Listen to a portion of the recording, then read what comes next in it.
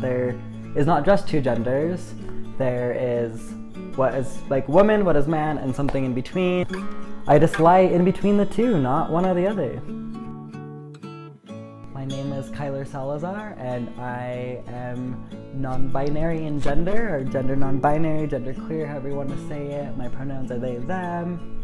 So honestly, like, it took me, the last 3 years is when I really genuinely realized what was going on, but it started back in junior high, like elementary, pretty much like as far back as I can relate.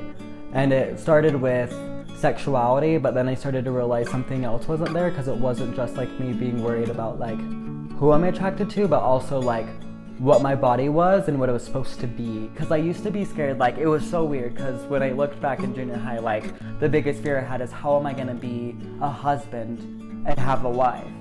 So once I was like, I don't have to have a wife, I thought everything was gonna be okay, but then I was like, how am I gonna be a husband?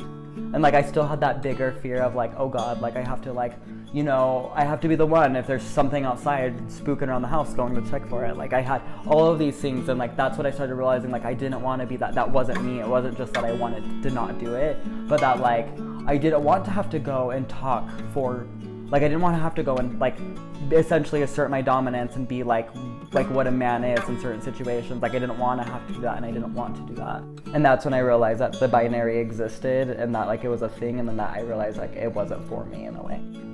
Honestly, like, it sounds weird, but like it's like freedom, if that makes sense. Like, you just don't feel like you're waking up in a prison, but going from that to like having to go to the grocery store and having people stare at you, like it's a shock for people. So it's like having to like go to the grocery store and buy apples and have people feel like they're seeing a demon, and I'm like, I'm just buying apples. We're human.